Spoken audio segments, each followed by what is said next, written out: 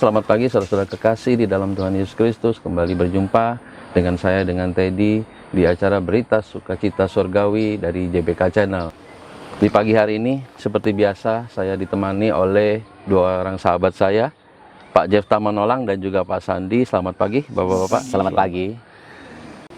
Saudara-saudara, tahukah saudara bahwa dalam hidup ini ada yang tidak dapat kita kendalikan atau kita kontrol, yaitu keinginan seseorang atau yang mungkin kita sebut sebagai pilihan hidup daripada seseorang.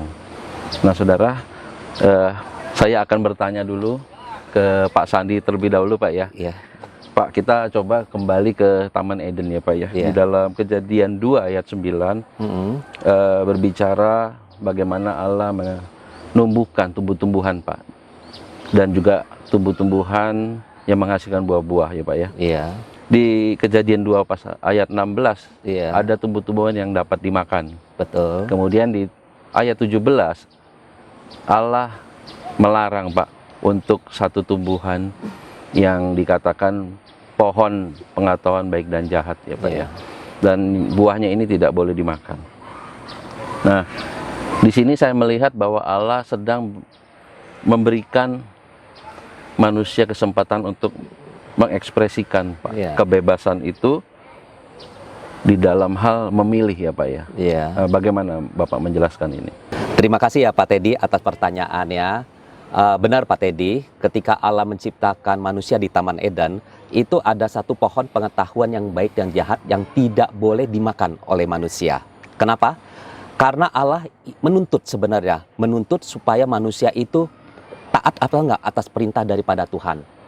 Nah, bicara tentang ketaatan kepada manusia ya, maka begini, seluruh pohon pengetahuan yang baik, seluruh pohon yang di Taman Eden itu boleh dimakan. Cuman ada satu pohon yang tidak boleh dimakan. Nah, maksudnya apa? Allah menciptakan manusia itu hal yang sangat luar biasa, Pak Teddy. Ya, dengan apa? Dengan segala hal yang dipunyai oleh Allah. Makanya ketika Allah menciptakan manusia menurut gambar dan rupa Allah. Sebenarnya ketika bicara manusia dan gambar dan rupa Allah, manusia itu mirip seperti Allah. Dengan ya mirip seperti Allah, maksudnya bukan sama seperti Allah, tapi mirip apa? Karena manusia itu ada hal yang luar biasa ya, hal yang mulia di pandangan Allah. Dia beda dengan manusia, dengan ciptaan yang lain seperti binatang, tumbuh-tumbuhan yang lain. Nah, karena kenapa? Karena ada satu yang esensial di dalam diri manusia itu, yaitu apa? Kehendak. Nah, bicara kehendak itu merupakan masalah dengan pilihan di dalam hidup daripada manusia.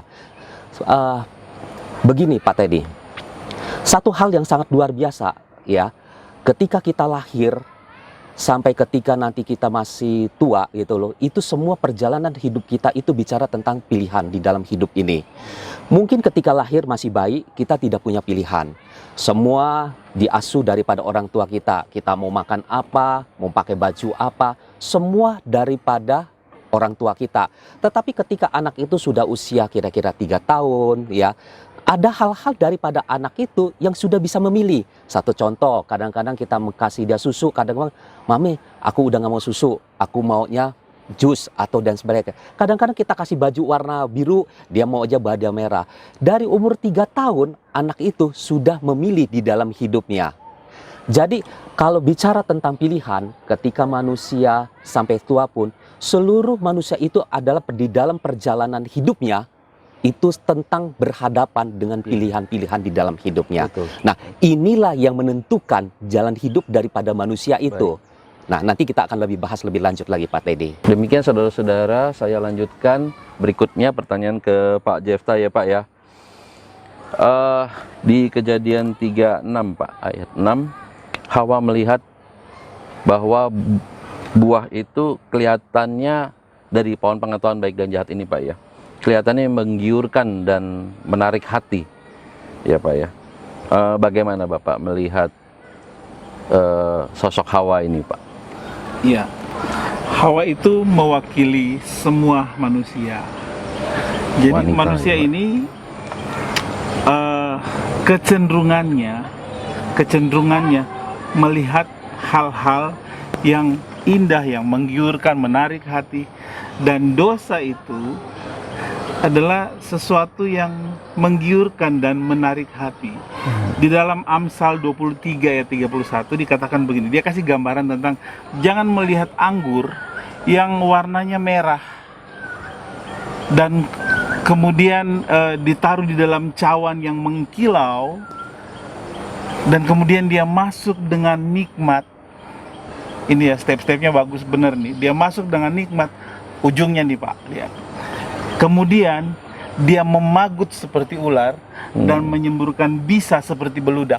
Itu dikatakan dalam Amsal, Salomo yang mengatakan itu. Nah, jadi Hawa juga melihat dosa ini begitu menggiurkan. Dan kemudian dia, ya, kita tahu ceritanya, dia mengambil buah itu dan kemudian dia memakannya. Ini mewakili manusia. Kalau kita bicara tentang pilihan, dari Pak Sandi juga mengatakan tentang pilihan, bahwa pilihan tentang dosa ini adalah sesuatu yang menggiurkan. Nah, kalau kita di dalam Tuhan, kita dikasih signal. Nah, Tuhan Yesus itu memberikan satu gambaran. Sempitlah pintu dan sukarlah jalan menuju kepada keselamatan. Nah, dalam pilihan-pilihan yang kita harus pilih itu kita perlu punya satu prinsip, yaitu katakan sama Tuhan, bukan kehendakku yang jadi, tetapi kehendak Tuhan. Sebab kalau kita mau memilih sesuai dengan kehendak hati kita, kecenderungan hidup kita adalah berbuat dosa yang menggiurkan tadi. Itu Pak. Terima kasih Pak Jefta, luar biasa ya tadi penjelasan saudara dari Pak Jefta bahwa kenikmatan dengan mata yang seringkali kita lihat, saudara-saudara, itu berkaitan dengan dosa. Nah, dosa ini juga merupakan sebuah pilihan, saudara-saudara. Tadi Pak Sandi juga menyambung dari penjelasan Pak Sandi, kita bebas memilih. Apakah kita mau taat kepada Tuhan, ataukah kita memilih kenikmatan yang berujung-ujungnya kepada dosa dan kepada kebinasaan, saudara-saudara. Demikian, saudara. Saya lanjut lagi berikutnya, ya, ke Pak Sandi lagi ya Pak ya. Manusia dihadapkan pada pilihan dalam hidupnya Pak. Sekarang kita tahu setelah manusia jatuh dalam dosa, bahwa manusia di dalam dirinya ada dua sisi, baik dan jahat ya Pak ya. Iya. Nah, bagaimana menyikapi ini Pak? Iya. Menyambung daripada tadi jawaban daripada Pak Jefta, ketika manusia itu jatuh di dalam dosa, bagaimana Adam dan Hawa jatuh di dalam dosa, manusia itu tentu hidupnya bicara tentang kecenderungan di dalam dosa. Nah, bicara tentang kecenderungan di dalam dosa, artinya manusia itu punya satu sisi, yaitu sisi yang jahat dan sisi yang baik. Tetapi Allah tidak bisa punya intervensi di dalam hal seperti itu. Misalnya satu contoh, misalnya begini, ketika manusia ini ingin melakukan hal yang dosa, kenapa kadangkala Allah membiarkan itu terjadi? Seperti kayak Hawa mengambil pohon pengetahuan yang baik dan jahat itu. Kenapa Allah bisa saja intervensi? Dia, jangan Hawa, kamu kalau makan itu kamu akan mati. Tetapi kenapa Allah tidak intervensi seperti itu? Nah, itulah yang luar biasa daripada Allah bicara tentang pilihan di dalam hidup, atau free will itu, atau kehendak bebas itu. Jadi ketika kita manusia dari lahir sampai meninggal pun, nanti ketika kita dipanggil sama Tuhan, free will itu tentu merupakan jalan daripada hidup manusia. Ketika manusia mau menentukan jalan hidupnya baik, dia tentu sudah ada upah yang sesuai dengan kebaikan-kebaikan yang didapat selama hidup di dalam dunia ini. Tetapi ketika dia melakukan hal-hal yang tidak baik, selalu melakukan hal-hal yang jahat, tentu ada upah juga yang akan dia terima di dalam kekekalan seperti ini. Misalnya satu contoh, bagaimana tempat ini yang begitu luar biasa, begitu indahnya, kita sama-sama, kan luar biasa tempat yang indah seperti ini. Tetapi ada orang-orang tertentu nggak suka dengan tempat indah seperti ini. Mereka ada suka tempat-tempat, misalnya satu contoh ya Pak Taidi ya, di tempat-tempat hiburan malam, klub-klub malam, dunia hitam, mereka merasa enjoy, merasa suka di tempat-tempat hal-hal yang seperti itu. Kenapa? Karena kecenderungan hati manusia selalu ingin berbuat dosa, gitu loh. Padahal kita tahu yang sudah kita percaya kepada Tuhan, kita melihat di salah satu tempat yang begitu indah, kita ada rasa syukur kepada Allah bahwa Allah mempunyai maksud yang indah kepada hidup manusia sebenarnya, Pak Teddy. Demikian Pak Teddy. Baik Pak Sandi, terima kasih Pak, luar biasa. Iya. Tadi penjelasan dari Pak Sandi ya saudara-saudara. Jadi pengetahuan baik dan jahat itu sudah ada di dalam kita. Jadi kita harus dapat dengan bijaksana ya memilih jalan hidup kita. Dan berkaitan dengan perbuatan-perbuatan tadi seperti Pak Sandi mengatakan, jika kita berbuat baik tentu kita akan mendapatkan upah. Tetapi jika kita berbuat sebaliknya saudara-saudara, maka kita akan menerima ganjaran atau hukuman. Demikian saudara-saudara penjelasan dari Pak Sandi. Saya lanjutkan berikutnya ke Pak Jefta ya Pak ya. Bicara soal hubungan antara orang tua sama anak nih Pak sekarang. Nah, orang tua ada yang sukanya melarang, tapi juga ada yang sukanya ya sudah membebas-bebaskan saja anaknya berbuat sesuka hati. Ini apa Pak? Konsekuensinya seperti apa Pak kalau kita lihat? Ada dua macam bapak. Yang pertama adalah bapak yang otoriter. Bapak yang otoriter ini adalah bapak yang terus melarang anaknya dan terus memberikan sanksi apabila melanggar. Dan ini membuat banyak anak-anak terluka. Karena sepertinya tanpa alasan anak-anak nggak mengerti kenapa bapaknya seperti ini, dan tetapi mereka harus nurut. Dan itu membuat banyak anak-anak terluka. Tetapi ada tipe macam bapak yang kedua yang semua boleh. Dan anak-anak juga serba bingung, kok saya ini nggak ada larangan apa-apa dari orang tua. Dan anak ini kehilangan arah. Nah, pilihan-pilihan ini, pilihan mau jadi bapak yang otoriter atau mau jadi bapak yang gampang seperti yang kedua itu adalah pilihan dan konsekuensi yang harus diterima oleh anak-anak dengan pilihan bapak itu. Sekarang ada jalan keluarnya gitu loh. Di dalam Maleakhi dikatakan bahwa Tuhan akan membangkitkan seseorang dengan roh dan kuasa Elia yang akan memulihkan hati-hati bapak-bapak kembali ke anak-anaknya, hati anak-anak kembali kepada bapak-bapaknya. Dan para bapak-bapak, mari kita memiliki otoritas yang daripada Tuhan untuk kita dapat menuntun anak-anak kita kepada jalan yang benar sesuai dengan apa yang Tuhan kehendaki, supaya di dalam hal memilih seperti yang kita bahas sekarang ini adalah pilihan-pilihan, anak-anak kita dapat memilih dengan benar sesuai dengan apa yang Tuhan mau. Itu Pak. Ya baik sekali, luar biasa tadi penjelasan Pak Jefta. Saudara-saudara, ketika kita menjadi orang tua, kita juga diperhadapkan kembali bagaimana kita mendidik anak kita dan bagaimana kita memperlakukan anak-anak kita, saudara.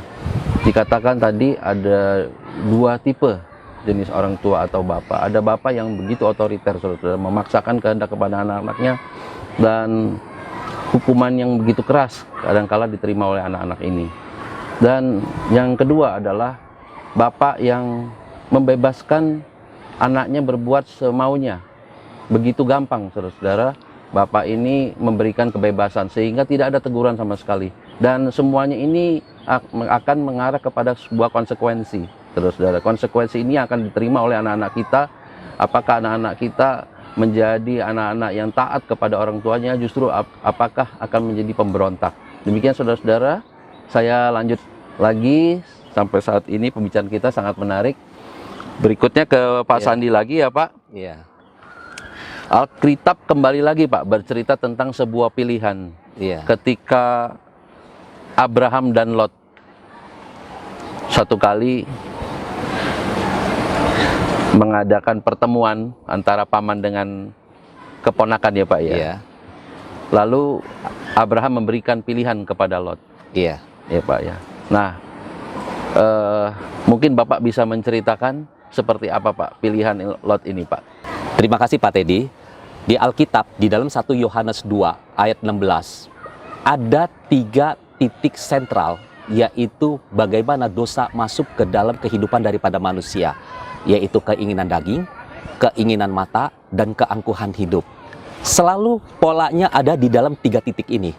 Pak Teddy. Nah, kita tahu bahwa di Taman Eden, Hawa jatuh dalam dosa adalah apa? Ketika dia melihat buah. Nah, ada keinginan matanya. Begitu juga dengan Lot.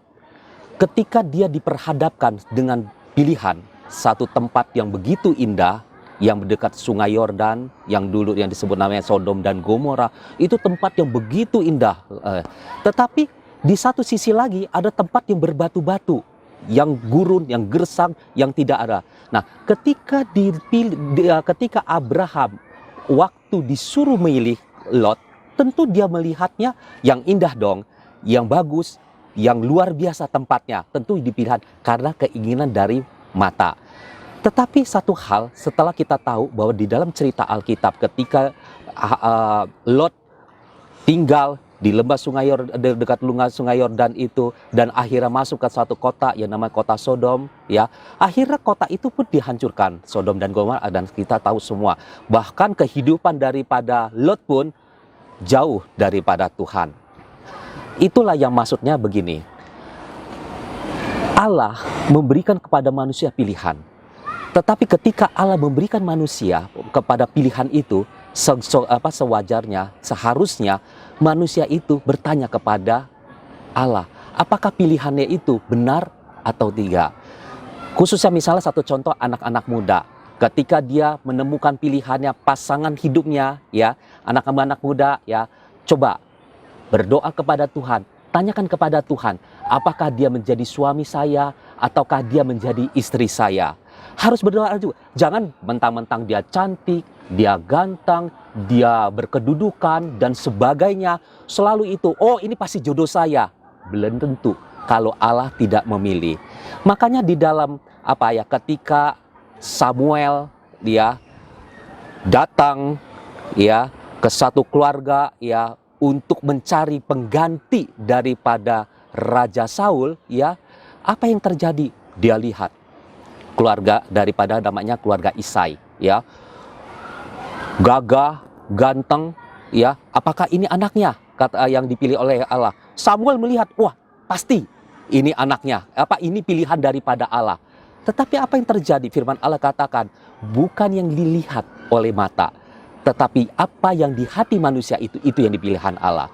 Jadi Allah itu sebenarnya bukan melihat daripada mata kita, tetapi apakah dia melihat daripada hati kita. Hati kita mengasihi Tuhan apa tidak? Hati kita mengasihi apa? Tentu ketika hati kita mengasihi daripada Tuhan, hati kita mencintai daripada Tuhan, Tuhan pasti akan memberikan pilihan-pilihan yang terbaik untuk hidup kita. Demikian Pak Teddy. Baik, luar biasa penjelasan yang cukup lengkap ya saudara-saudara dari Pak Sandi ya. Bahwa ketika Lot diberi pilihan, kembali lagi peristiwa yang sama di Taman Eden, saudara-saudara. Bagaimana Lot melihat semua yang di hadapannya adalah melihat dengan mata, saudara-saudara. Sehingga begitu indah lembah Yordan ini, saudara-saudara.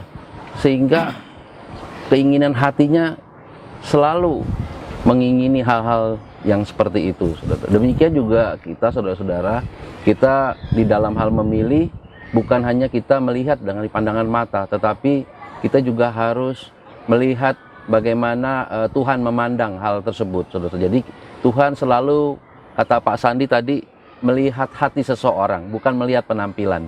Demikian saudara-saudara, saya lanjut lagi ke Pak Jefta nih Pak, sekarang nih Pak. Manusia yang berdosa sekarang ini sudah menghadapi konsekuensi sebuah hukuman ya Pak ya, daripada Allah ya Pak ya. Di dalam Roma dikatakan bahwa tidak ada manusia yang tidak berdosa. Jadi semua orang sudah berdosa ya, Roma 3 ayat 23. Semua orang telah berdosa dan telah kehilangan kemuliaan daripada Tuhan ini Pak. Kalau sudah seperti ini Pak, apa solusi Pak? Ya. Yang harus kita tahu bahwa semua manusia tanpa terkecuali telah berbuat dosa. Roma 3 ayat 23 tadi Pak ya. Semua manusia telah berbuat dosa dan telah kehilangan kemuliaan Allah. Itu yang perlu dicatat dulu pertama. Terus kemudian yang kedua, ini ada upah. Roma 6 mengatakan bahwa upah dosa ialah maut. Nah, Jadi konsekuensi dari dosa itu adalah maut, kematian kekal di neraka, saudara. Nah, Pak Teddy tadi mengatakan, terus solusinya seperti apa? Satu-satunya solusi adalah Tuhan memberikan jalan keluar. Di dalam Yohanes 14 ayat 6, akulah jalan dan kebenaran dan hidup. Tidak seorang pun sampai kepada Bapa, karena Bapa itu mulia, kudus. Sementara Roma 3 ayat 23 tadi mengatakan manusia telah berbuat dosa dan telah kehilangan kemuliaan Allah. Jadi udah nggak nyambung nih sama Tuhan, sama Bapa di sorga, dan manusia ini udah nggak nyambung akibat dosa itu gitu. Nah, Bapa memberikan jalan keluar. Di dalam Yohanes 3 ayat 16 dikatakan bahwa karena begitu besar kasih Allah akan dunia ini sehingga dia mengaruniakan anaknya yang tunggal, supaya barang siapa yang percaya kepada Yesus loh saudara, tidak binasa, melainkan beroleh hidup yang kekal. Nah, jadi solusi satu-satunya untuk supaya kita ditebus dari dosa adalah percaya kepada Yesus yang telah mati buat saudara dan saya, mati di kayu salib. Di salib itu terjadi pertukaran, saudara. Dikatakan dalam firman Tuhan bahwa terkutuklah orang yang digantung di kayu salib. Jadi dosa kita yang menghasilkan kutuk bagi kita digantikan oleh Tuhan. Yesus menjadi terkutuk karena dosa kita, dan kita dibebaskan untuk kita bisa bertemu dengan Bapa di sorga. Itu solusi. Amin. Oke, terima kasih Pak Jefta ya untuk penjelasannya, saudara-saudara. Tadi dikatakan solusi daripada manusia yang berdosa adalah daripada Allah sendiri.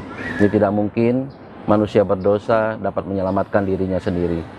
Yohanes 3 ayat 16 berkata, karena besar kasih Allah kepada dunia ini, maka ia telah mengaruniakan anaknya yang tunggal, yaitu Tuhan Yesus Kristus, supaya barang siapa yang percaya kepadanya tidak akan binasa, melainkan beroleh hidup yang kekal. Itulah kehendak Allah bagi setiap orang berdosa. Allah ingin setiap orang menerima hidup yang kekal.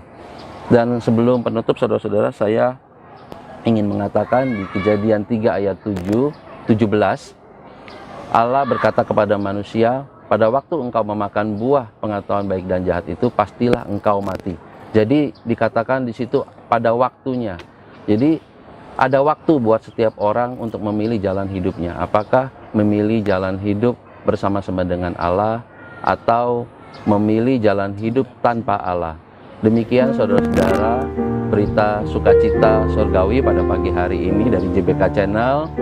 Shalom, sampai berjumpa. Tuhan Yesus memberkati.